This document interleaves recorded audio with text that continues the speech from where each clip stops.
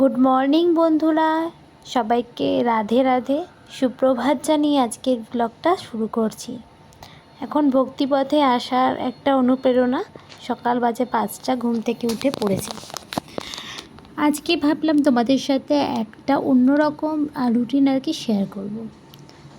তো দেখো, ঘুম থেকে উঠেই আগে কিন্তু চলে এসেছি, মানে বাড়ির জানলাগুলো খুলবো যাতে একটু আলো হাওয়া এখন আসে। আর এখন এই মুহূর্তে কিন্তু কেউ ঘুম থেকে ওঠেনি, সবাই যে যার মতন ঘুমাচ্ছে। যেহেতু আমি ভক্তিপথে যেতে চাই, সেই কারণে আমাকে কিছু কিছু জিনিস মেনটেন করে চলতে হবে, যার জন্য এত সকালবেলা ওঠা। তাতে আমার বাড়ির অনেকেরই অনেক সমস্যা, কিন্তু আমি তাদের সমস্যা অত গায়ে লাগাই না। আমি আমার মতন যেটা মনে হয় ঠিক, তো সেটাই করি। আর আমার হাজব্যান্ড যেটা বলে ঠিক যে হ্যাঁ তুমি এটা করতে পারো, তখনই এটা আমি করি। তো দেখো, এখানে আমি এখন ফ্রেশ হয়ে নেব, মানে মুখ হাত পা চোখ মুখ ধুয়ে নেবো সকালবেলা ঘুম থেকে উঠে। আর এই সময় আজকে কী বলতো, অনেক দিন পর উঠলাম, তো সকালে উঠতাম আগে সকালবেলায়, যেহেতু এখন কয়েকদিন ধরে আমি কাজে যাচ্ছি না, তো সে কারণে সকালবেলাটা ওঠাও হচ্ছে না। তো আজকে উঠলাম অনেক দিন পর, সে কারণে একটু আলসে লাগছে। আর এখানে এখন চলে এসেছি ঘর টর ঝাড় দেবো। ঘুম থেকে উঠেই আগে বাসি ঘর, উঠোন, আগে তো মানুষের বাড়িতে উঠোন ছিল, আমাদের বাড়িতে এখন সেই উঠোন নেই।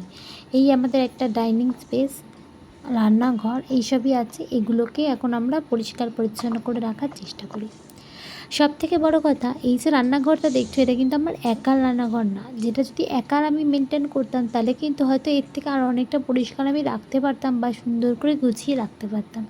যেহেতু আমি জয়েন্ট ফ্যামিলিতে থাকি, আমি ভক্তিপথে যেতে চাই, সবাই তো আর যেতে চায় না। তো সবার মতভেদের সাথে আমার একটু মতের অমিলই হয়, আর আমি সেই জন্য করিও না। এখন আগে করতাম, বারবার গোছাতাম, সব কিছু করতাম, তাতে দেখতাম মানুষ অসন্তুষ্ট হচ্ছে। এই কারণে আমি আর এখন গোছাই না। আসলে যে যেরকমভাবে রাখলে সুবিধা হয়, সে সেভাবেই রাখে।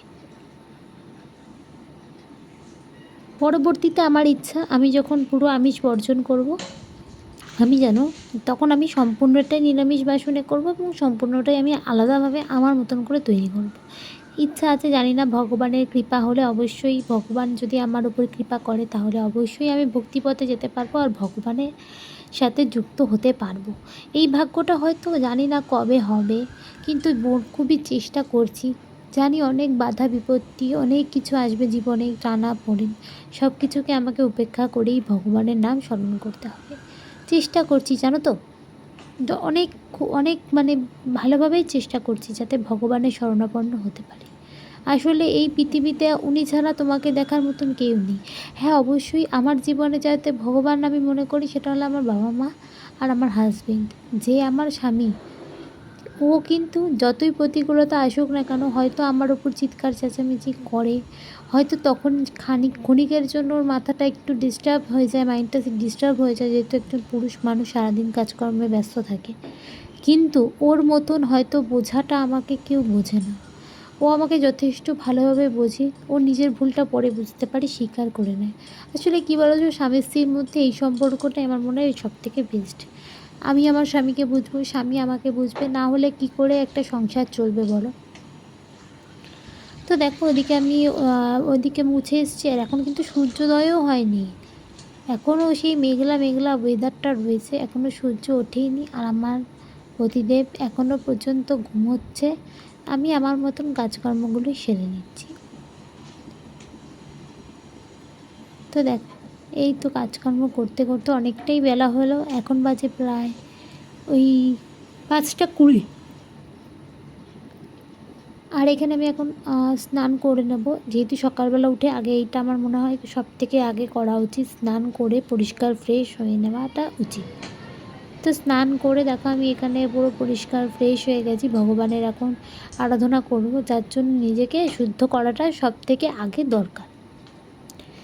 স্নান করে এসেছি, আজকে না একটু ঠান্ডা ঠান্ডা, মানে ওয়েদারটা এখন যেহেতু বৃষ্টি হয়েছে কদিন ধরে, একটু ঠান্ডা আছে সকালবেলার দিকটা। আর দেখো, এখানে আমি চলে এসেছি, মাথা টাথা আছড়ে সুন্দর করে পরিষ্কার হয়ে নেব। আমি জানি হয়তো ভিডিও অ্যাঙ্গেল বা ভিডিও কোয়ালিটি আমি অতটা প্রফেশনালভাবে করতে পারি না, তবে তোমরা আমাকে সাপোর্ট করো যাতে আমি আরও বেশি দূর এগিয়ে যেতে পারি, আমি যেন আমার ভগবানের জন্য কিছু করতে পারি। এটাই তোমাদের কাছে আমার একটাই রিকোয়েস্ট, আমি যেন আমার ভগবানের জন্য কিছু করতে পারি। সত্যি কথা বলতে আমি কিছুই করতে পারি না ভগবানের জন্য। আমি আমার ভগবানের জন্য, আমার রাধা মাধবের জন্য, আমার গোপুসোনার জন্য আমি কিছু করতে চাই জীবনে, যেটা আমার জীবনে সাফল্য এনে দিতে পারবে কি না বলতে পারছি না, কিন্তু আমি কিছু করতে চাই। তার জন্যে সবাই বলে না যে না, সে তার নিজেরটা গুছিয়ে নেয়, কিন্তু সব কিছুর ওপরেই একটা ক্যাপিটাল বলে একটা কথা আছে। ক্যাপিটাল যেটা সব কিছুর জন্যে কিন্তু প্রয়োজন হয়, আমার কাছে সেই জিনিসটারই অভাব। হতে পারে আমার বাড়ি ঘর তো দেখে তোমাদের নাই মনে হতে পারে, কিন্তু এটার আমার বড়ই অভাব।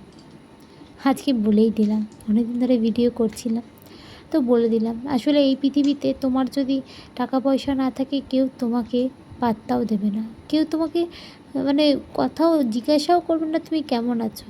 আজ যদি তোমার ঝুড়ি ঝুড়ি টাকা থাকে, তুমি যদি তাদের খাওয়াতে পারো, তাদের সকাল রাত পূরণ করতে পারো, তখন দেখবে সবাই তোমার পেছনে দৌড়াবে। তোমার কি হয়েছে, তুমি পান থেকে চুন খসতে পারবে না, তোমার পেছনে সাপোর্টের জন্য দাঁড়িয়ে থাকবে। আমার কারো সাপোর্টের দরকার নেই, আমার ভগবানের সাপোর্ট হলেই হবে। আর অবশ্যই তোমাদের সাপোর্ট আমার একান্তই প্রয়োজন। বাড়িতে অনেক কিছুই হয়, কী বলো তো, আমার ভিডিওতে আমি সবাইকে এই জন্যই দেখাই না। আমার মনে হয় না যে তারা আমার ভিডিও করাটা পছন্দ করে। জানি আমার নামে অনেক কিছু বলে, কিন্তু আমি তাতে কোনো গায়ে লাগাই না। কী বলো তো, আমার ভিডিও করতে ভালো লাগে, আমি তোমাদের সাথে কথা বলতে ভালোবাসি, তোমাদেরকে জানাতে ভালোবাসি।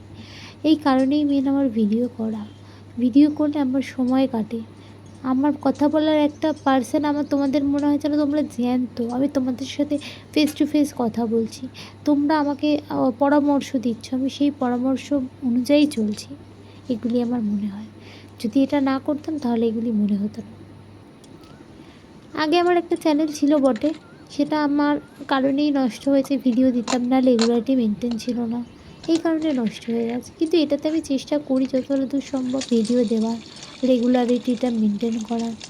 জানি না তোমরা তাও কেন আমাকে সাপোর্ট করো না বা সাপোর্ট করতে চাও না। প্লিজ, তোমাদের সাপোর্ট আমার খুব দরকার। একটা মধ্যবিত্ত ফ্যামিলিতে একটা মহিলাই জানে তার তোমাদের সাপোর্ট কতটা না দরকার। আসলে অনেক কথাই শুনতে হয় উঠতে বসতে, যার জন্য আমি তোমাদের বলছি যে সত্যি আমাকে যদি তোমরা একটু সাপোর্ট করো, আর আমি যদি এই ইউটিউব থেকে একটু এগাতে পারি, তাহলে মনে হয় আমার জীবনে একটু সুখ আমি দেখতে পাবো। নাহলে মনে হয় না সুখের দেখা পাবো আমি। কিন্তু তাও আমি হাসি মুখে সব কিছু মেনে নিতে রাজি। ভগবান শ্রী চৈতন্য মহাপ্রভু খুব খুব খুব মার খেয়েছিলেন, কিন্তু তার মুখ থেকে কিন্তু কেউ হরিনাম সরাতে পারেনি। আমার মুখ থেকেও কেউ এরকম ভগবানের নাম সরাতে পারবে না। ভগবান আমাকে যতই কষ্ট দিয়ে থাকুক, আসলে আমাকে একজন গুরুদেব বলেছেন, যত তোমাকে কষ্ট দেবে না, তোমার জীবনটা যতটা কষ্টের হবে, মনে করবে তোমার ভগবান প্রাপ্তি তুমি পাবে, কেননা ভগবান তোমাকে বাছাই করছে। আমি সেই ভেবেই নিজেকে সান্ত্বনা দিই, হয়তো ভগবান আমার পরীক্ষা নিচ্ছে। আমিও দেখতে চাই ভগবান আমাকে কতটা, আর কতদিন কতভাবে পরীক্ষা নেবে, আর কতটাই বা আমি সহ্য করতে পারবো। এক এক সময় মনে হয় যে সত্যিই সহ্যের মনে হয় বাঁধটা ভেঙে গেছে, কিন্তু না, তারপরে মনে হয় না, আমি না থাকলে হয়তো আমার স্বামী কী হবে বা আমার ভগবান, আমার আদার্স আর কাউকে আমার প্রয়োজন হয় না। তো যাই হোক, অনেক কথাই বললাম আজকে, অনেক কিছুই শেয়ার করলাম, মনটা অনেকটাই হালকা লাগলো। আর এখানে দেখো আমি এখন আচমান করছি, অবশ্যই পুজো করার আগে আচমান করাটা খুবই দরকার। তো দেখো আমি আচমান করে, আর যেহেতু আমি নতুন নতুন ভক্তিপথে আসার চেষ্টা করছি, যার জন্য আমাকে বই দেখেই সমস্ত মন্ত্রগুলো বলতে হয়। আমার কিন্তু এখনও সব মন্ত্র মুখস্থ হয়নি, কিন্তু আস্তে আস্তে মুখস্থ হয়ে যাবে। তো এখানে দেখতেই পাচ্ছ আমি বই দেখেই মন্ত্র পড়ে তারপরে কিন্তু পুজো করব। তো চলো মন্ত্রটা পড়তে লাগি, পুজোটা দিতে লাগে। আর মানে আমি পুজো দেওয়ার আগে একবার বসার আগে শাঁখ বাজাই, আর পুজো হয়ে যাওয়ার পর শাঁখ বাজাই। শাঁখ বাজিয়েই ভগবানের কিন্তু জাগরণ করতে হয়। আর আমি আরও ভোরবেলা ওঠার চেষ্টা করব অবশ্যই। নিজেকে একটু পাল্টানোর চেষ্টা করেছি খুব করে, যাতে আমার জন্য আমার পরিবার মানে কি, আমার যেন আমার বাবা মা আমার বরকে যেন কারোর কাছে কোনো সময় কথা না শুনতে হয়। পরিবার আমি দেখেছি গো, আমি অনেক আমার খারাপ সময় দেখেছি কে আমার আশেপাশে থাকে বা কারা আমার পাশে এসে দাঁড়ায়। বাবা মা আর স্বামী ছাড়া আমার মনে হয় না আমার পৃথিবীতে আর কেউ আছে। যাই হোক, কাউকে আমি কটু কথা বলতে চাইছি না বা বলি না, আমার ভালো লাগে না কারোর সাথে মুখ কাড়াকাড়ি করা বা কিছু। কিন্তু আমাকে বাধ্য করে তোলে। ভগবানের তো মানে ভগবান বলে মানুষের একটা ধৈর্যের একটা বাঁধ থাকে, আমার সেই বাঁধটা সবসময় অতিক্রম করে গেছে। আমার আর এখন সেই বাঁধে আটকায় না, আমি আর সেই আগের মতন হই না, নরম হই না। অবশ্যই মুখের ওপর উত্তরটা দিয়ে দিই। এতে আমাকে অনেকেই খারাপ মনে করে, কিন্তু আমি তাতে কী করব? আমি যে আর চুপ থাকতে পারি না। কেননা আমি আজকে গত 7 বছর ধরে চুপ থেকেই আজকে এতটা পরিস্থিতিতে এসে পৌঁছেছি, এরকম পরিস্থিতিতে এসে পৌঁছেছি।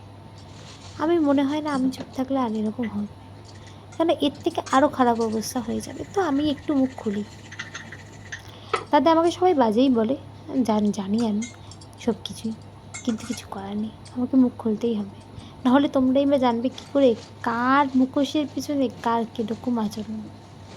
অবশ্যই সবাই কিন্তু এই সংসার জীবনে অভিনয় করতে এসছে, অভিনয়। আর এই অভিনয়ে যে উত্তীর্ণ হতে পারবে সেই আসল জয়ী, ঠিক আছে? তো দেখো এখানে আমি এখন গোপাল সোনাকে বসিয়ে দিয়েছি, আর বড় গোপালকে এখন নাড়ু গোপালকে হাতে নিয়ে নিয়েছি।